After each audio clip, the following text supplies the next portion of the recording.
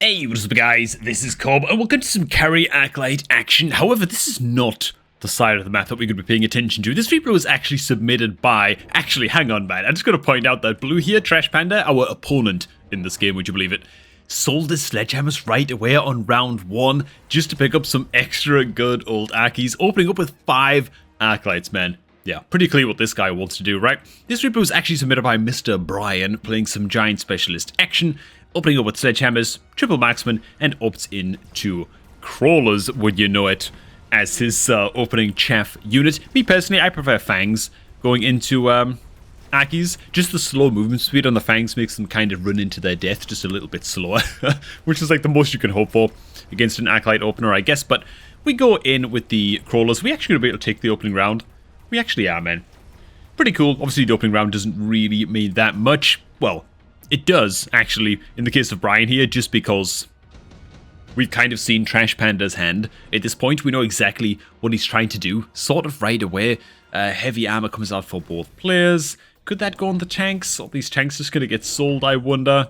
Meanwhile, we actually go ahead and slam it up on our sledgehammers, which is obviously great. And we do, in the end, go into just more fangs. Because even if your opponent has a whole bunch of chaff clear, yeah, you still probably just want to build out more chaff on your own side of the map as well. In fact, to be honest, it's not bad to go ahead and pick up the fangs here for red. I'll just slow the deployment down a little bit as well.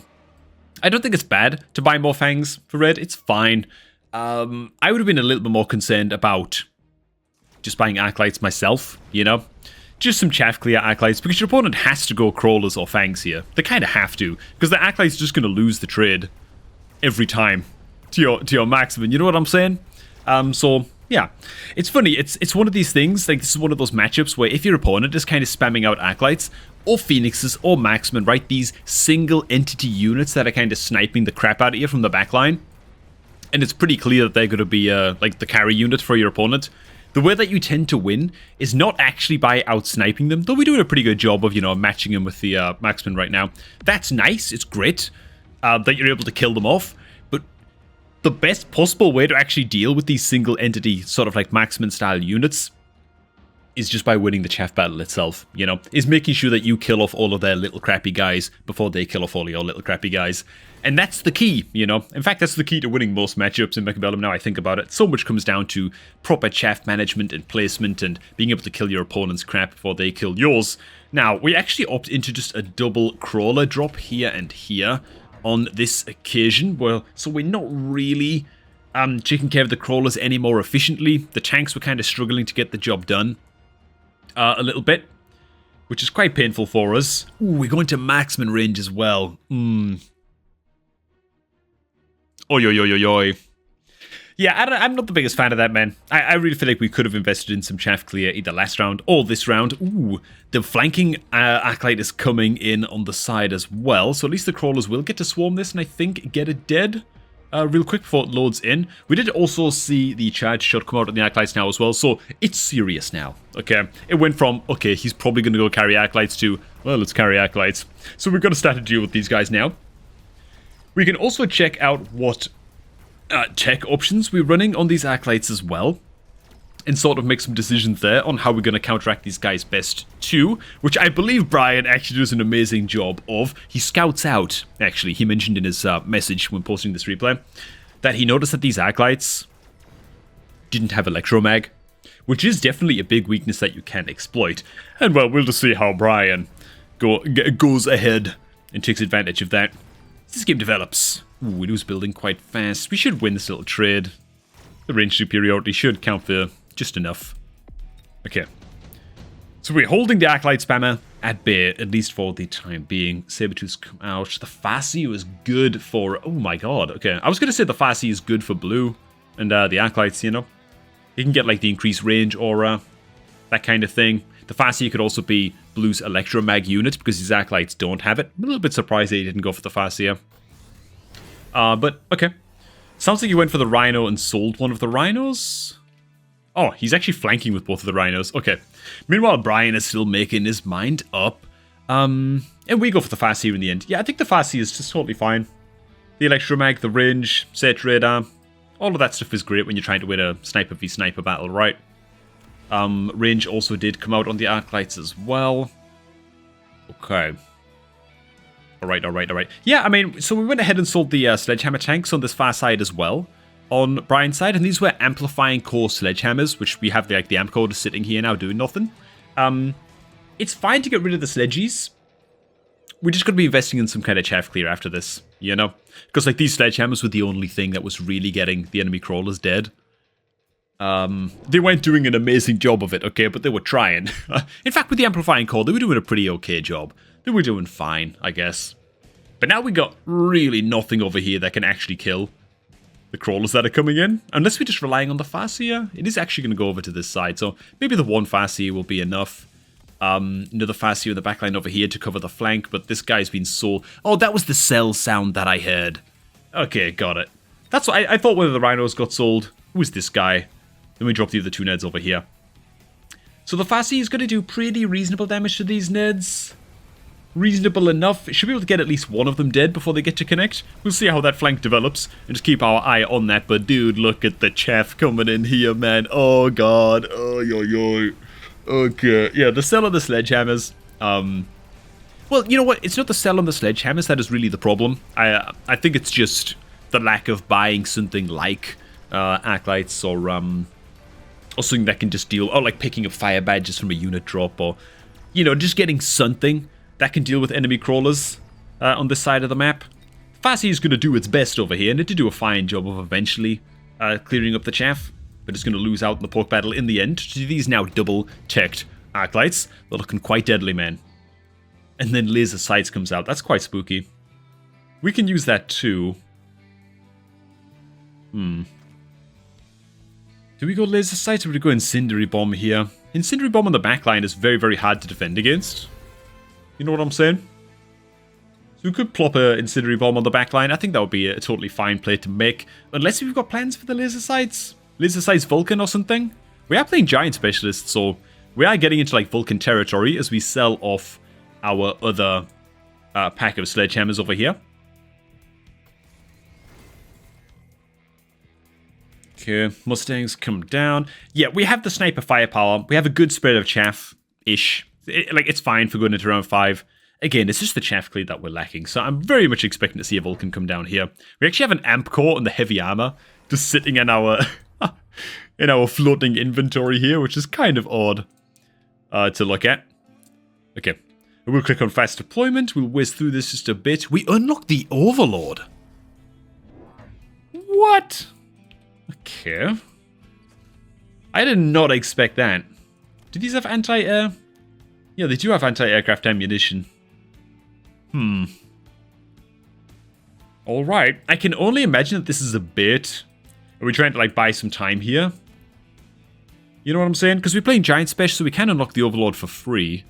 I mean, it's a good answer to, like a Rhino flank and stuff. If it wasn't, you know, evacuated so quickly over there, it would have been a good answer. I mean, let's see how the Overlord will guarantee the win for one round, at the least. So there is that. I think this is actually a... You know what, man? This is actually quite a wrinkled brain play for that reason. Our opponent has no way to actually kill this. Well, he has a little bit of stangs over here, but... For the most part, this Overlord should find a lot of joy this round. And potentially bait our opponent into going some kind of anti-air action. We unlocked it for free. We can sell it next round and move into something else. I think this could be okay. Okay. Let's go ahead and speed this along, see what I can get done. Wow. Okay, building debuff is making this guy take forever to kill off. Yeah, it's going to be much more painful than I thought it was. This took us a long time to get those ARCLIGHTS dead on that side.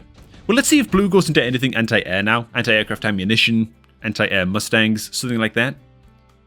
Then we can just say, you know what, it was just an awesomely successful bait, man, and, you know, the noob fell for it, right? Okay, cool. Efficient manufacturing. Oh my god, our opponent does invest in anti-aircraft ammunition. And there's the cell. So we just sell it instantly. Okay. I like this, man. I like our thinking here. I think this is sweet. I think that right now is a great time to just go Vulcan range, and plonk the Vulcan like one here and one here. Would be great. We've got decent items for them too. We can give at least one of them. Oh my god, okay. So we'll go straight into the fortresses instead. Ooh. I see the line of thinking. We commit the items to these big boys as well, so, and the fact we bought 2 of them tells me they're going to stick around. Like, I like the thinking behind this. I think it's fairly saucy. It can be a good answer into something like carry arclights, just in the same way that, like, it's like a similar answer to carry sledgehammers. If you just get a big boy, just a bigger boy, and just throw them into them, you can just win because of just how much health a fortress has. And it can do just fine. I think these carry arclights have too many levels, though. I think that that's the issue here, right? I think we have a decent enough way to kill off the arclights as is with the marksman. Yeah, I think it's just a matter of chaff clear. You know what I'm saying? I think so. Will we win this round? I can't see us winning this round, man. And then our opponent is probably going to click Elite Marksman next round, because these guys have serious levels, actually. Got some serious levels on these guys. This son of a gun's probably going to be level 6 next round, and it's got the laser sights. Very, very spooky, but here we go, man. Let's just see how long the fortresses last. This guy's up against the higher level Archies here, and they're starting to connect. You know what, dude? They're doing pretty goddamn solid damage, even without Elite Marksman. Yeah, the fortresses, they're just outpaced by the levels a bit too hard. If you went into the fortresses like round 4, round 5, and just snuck them in there a bit earlier, they'd be able to tank for way longer against these Archies, but the levels have just really, really started to stack up. Oi, oi, oi, oi, oi. Okay, man. Oh, there's the Vulcans. Okay, so we can just pick the Vulcans here. That's a damn bargain for us, bro. That is a bargain. Tarantulas, not efficient enough, really, at this stage of the game to be killing off the chaff. Wasps, obviously, just a no-go because of the anti-air. Typhoons could be fine. They could be okay. But okay. Nice! Vulcan and Vulcan range. Oh my god, here and here? Okay, they're going to be more central. Okay, but yeah. The Vulcans plus range, saucy. Well, let's see if my theory was correct, because here comes the big Elite Marksman drop on all of these Archies. This guy now rank 6 indeed, with that laser sights. And so we're going to... Oh my god, that's a lot of fortresses. Alright. So we get a triple drop on just more fortresses over here now. Lovely jubbly, dude. Okay. That's okay. We don't actually run plus range on the fortresses, though. We do have the rocket punch action ready to push, and no electromag on the Archies. Which again, Brian is playing around that fact, if his message on Discord is to be believed. And here comes Replicate on the crawlers. Well, the Vulcans are just in time. You know what? Maybe Blue seeing, you know what? He hasn't built any chaff clear all game. Maybe he still won't build any chaff clear. But okay, I think the Vulcan's going to be right on time here. I think they're going to be right on time. Mass barriers comes out of the fortresses. I think that's fine. That's okay. I don't think it'll make a massive difference either way. Oh god, I should probably slow this down just a little bit. And here we go. Yeah, so the damage on this Archie in particular is unbelievable. Look at that shield, dude. The shield almost went down from like 2 shots from that bloody Arclight, man. Now it's connecting. Wow, dude. Holy crap. But check out the Vulcans. Now we actually have an answer to those late arriving crawlers, and a way to actually kill off all of the packs of Stangs and the Fangs on either side as well, which is opening up space for our marksmen to actually connect on important targets. First of all, the Typhoons go down, and now, even though the Archies are going to trade quite evenly with the fortresses, our sniper units finally, for the first time in like 4 rounds or something, are going to have the space and the time to actually get to connect on these guys. And oi oi oi oi oi, it is rather glorious. We just about going to take an even trade over here. Very, very nice. Okay, man. Cool. Hey, Vulcan's made a way bigger difference than I was even expecting, honestly. Saucy. Efficient small unit manufacturing. You're going that now? Panda. Lightning Storm, Advanced Powertrain. Okay, I mean, yeah, the Lightning Storm pickup is fine. I think it would have been fine here to skip or go the Lightning Storm. I think they're both are totally cool. Brian opts into the Storm. He's going to drop the nuts. Try and take out the stronger Archie, I guess. If I had to guess what the plan was here. Additional Fortress comes out. That's going to just be for symmetry purposes. There it is. Love ourselves a bit of symmetry. And just more Vulcans. Wow. I'm almost a little surprised. Maybe we could have like dropped some oil here on the front line as well. And just go for like a massive, massive win this round. Definitely don't neglect the good old sticky oil bomb pickups. Could be really, really good for like a big round like this where you got a lot of giants on the field. We could just win this round by like, man, just smack this guy for like 4,000 damage here or something if it all comes off, you know? Lightning storm here, big oil drop here. You know what I'm saying? Nah, we spent the money to upgrade the Farseer instead. By the way, but our Farseer is rank 5, dude. It's been quietly with the laser sights over here. It's actually been shaping up to be a little carry unit in its own right. He's doing great. Could really benefit from Electromag on the Farseers. Basically just deletes an Arclight from the game that way if they land a single shot. But here we go, man. Lots more fortresses this time. Look at how quickly the barriers go down, bro. Oh my god, that is frightening, dude. These Arclights are spooky. Carry Arclights, man. You don't really see this anymore. I guess it's because of this, though. It's because it's quite counterable, you know? And when your opponent invests so much in one unit like this, man, is this just gonna be like a massive Giga win? Okay, no, it's not. No, it's not. No, it's not. On this occasion, the Arclights are going to get to connect much, much faster on the Giants this time. I've got to admit, I wasn't really paying attention to what caused the trade to go so badly on this left side this time. It's looking about as bad on the right side as well. Then again, Marksman is going to get to take care of some business over here too. That's great. But we do actually just drop that round, man. Ooh. Okay. I guess maybe it was just all of the barriers just protecting the chaff from the Vulcans. Maybe that's what it was, man. Actually wasn't really paying attention. Can't even lie. Firebad just come out for blue. Gotta wonder why. I'm not sure that was the pick for blue, to be honest. I feel like he's got pretty good chaff clear already with this many Akis on the field, but it's all good. Sandworm comes out. Are we keeping that or selling that? Somebody just sold something. I didn't see what it was. Frankly. Okay. Yes. Okay, tight. Awesome. Awesome, man. This is the round. This is the player right here, dude. So the Rocket Punch Fortress line comes out. That is cool. That is really cool. I like that a lot, man. I like that a lot. Blue is just dipping into some random melting point action with the energy absorption. Yeah, and maybe that's just another reason for us to be clicking Electromag right now, is red. I think that with every passing round, this Electromag on the Farseer is just gaining value. We do opt in some extra little Stormcallers over here, but the highlight of Brian's play this round, absolutely going to be the Rocket Punch Fortresses. No EMP effects at all. No Electromag effects, I should say. To be clear, on Blue's side of the map, meaning every one of the... And dude, by the time these Fortresses are dying, like every single round so far, there have only been Arclights left. And so these Rocket Punches are very, very likely to be hitting high-value targets, man. And even a level 3 or a level 4 Arclight still pretty much gets one-shotted, right? Let me just check. Okay, not quite. Like a level 3 Arclight still just about gets one-shotted. So let's see how these fists get to connect, man. These might be some of the most heads-up Fortress fists I've seen in quite a while. Ooh, Melting Point's going to get to connect over here, I think. It is going to get to take out one of these nerds. Both of the goddamn Fortress fists come out straight away, though, and actually take out one of the Kariakis, which is just glorious. More connections going on over here on the left side as well. Right side fists about to start popping off. This boy is not long for this world. Neither is this nerd, I don't think. Bam! It takes out the building as well, bro. Oh my god. Dude, Fortress fists are too awesome to be like a B tier tech, man. They're too cool for that. They need to like auto-lock. Like auto-lock on like the highest health enemy or something within range. Oh my god. Okay, it's not quite a win, just outright. Holy crap, man. I need this game to end kind of soon, man. I've got a goddamn meal here. Ready meal here. Pre-workout meal. Yes, the time is 1:30 AM in the morning. I go to the gym at like 3 in the morning, man.